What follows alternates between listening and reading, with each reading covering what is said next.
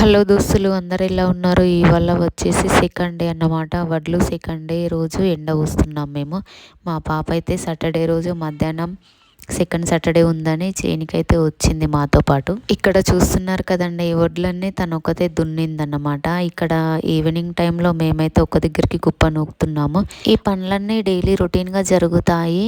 వడ్లు ఎండేంత వరకు ఈ పనులన్నీ రొటీన్గానే జరుగుతాయి.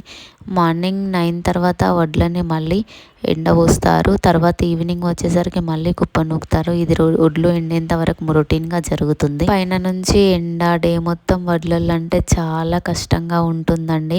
అసలు ఈ వడ్ల దుమ్ముకి చేతులకి కాళ్ళకి మొత్తం ర్యాషెస్ వస్తాయి. ఎండ కొట్టినా వర్షం వచ్చినా రైతన్నలు మాత్రం చేసే పని అస్సలు చేయకుండా వదలరన్నమాట. ఎందుకంటే రైతులు కష్టపడితేనే కదా మన కడుపులోకి వస్తుంది. ఈ టైంలో వర్షం పడితే చేతికి వచ్చిన పంట మొత్తం నాశనం అయిపోయినట్టే. అందుకని అందరూ దేవుడిని ప్రార్థిస్తారు వర్షం అసలు పడొద్దని. కానీ ఏం చేస్తారు, వర్షం పడడం వల్ల చేతికి వచ్చిన పంట మొత్తం నాశనం అయిపోతుంది.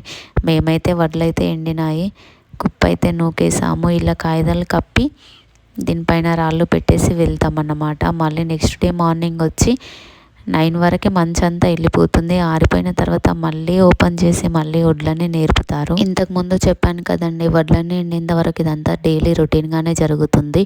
ఊరంతా అసలు వడ్లల్లోనే ఉంటుంది. అంటే ఊరంతా ఒక ఫ్యామిలీ లాగా చేన్ల బయటనే ఉంటారన్నమాట. ఒక చోట వడ్లను ఎండబోసుకుంటూ ఉంటుంటారు. అంతా బాగానే ఉంది అక్కో, మీ పాప ఎక్కడికి వెళ్ళిపోయింది, మీ పాప అయితే కనబడట్లేదు అని అనుకుంటున్నారు కదా. వీడియో తీసేది మా పాపే, వీడియో తీస్తుందన్నమాట.